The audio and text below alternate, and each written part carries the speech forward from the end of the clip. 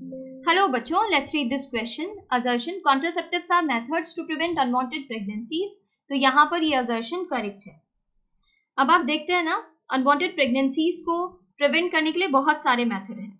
आप उसमें natural method भी पढ़ते हैं, जिन्हें हम नेचुरल मेथड कह देते हैं, नेचुरल कॉन्ट्रासेप्टिव मेथड कह देते हैं. ठीक है. आप बैरियर मेथड भी पढ़ते हैं. ठीक है, बैरियर कॉन्ट्रासेप्टिव मेथड कह देते हैं इनको. और आप आईयूडीज भी पढ़ते हैं, इंट्रा यूटेराइन डिवाइसेस. ये भी कॉन्ट्रासेप्टिव मेथड की तरह यूज किए जाते हैं. ठीक है, प्रिवेंट करते हैं प्रेगनेंसी को. ओरल कॉन्ट्रासेप्टिव पिल्स जो होते हैं वो भी यूज किए जाते हैं.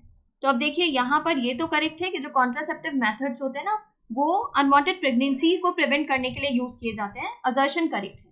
रीजन में कह रहे हैं unwanted pregnancies can only be prevented by oral contraceptive. तो ये स्टेटमेंट को क्या कर रहा है? इनकरेक्ट. ओरल कॉन्ट्रासेप्टिव भी किस में हेल्प कर रहे हैं? अनवांटेड प्रेगनेंसी को प्रिवेंट करने में हेल्प कर रहे हैं. बट ओनली कहना इज नॉट करेक्ट ना. आप नेचुरल मेथड भी देखते हैं जिसमें लैक्टेशनल एमेनोरिया आता है, abstain from deposition of sperm in the vagina. ठीक है. और अवॉइड करना जो 14 to 17 डे होता है मेंस्ट्रुअल साइकिल का, उसमें अवॉइड करना फाइटिस को, क्योंकि मोस्ट फर्टाइल पीरियड होता है. ये नेचुरल मेथड में आप देखते हैं. बैरियर में आप देखते हैं कॉन्डम्स का यूज, सर्वाइकल कैप्स, डायफ्राम, इन सब का यूज किया जाता है बैरियर की तरह. ये भी कॉन्ट्रासेप्टिव की तरह यूज होते हैं अनवांटेड प्रेगनेंसी को प्रिवेंट करने के लिए. ठीक है.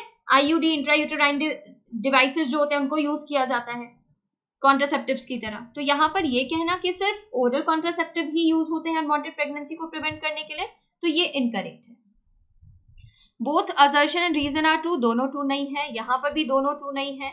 A is true but R is false. Option 3 यहाँ पर करेक्ट है.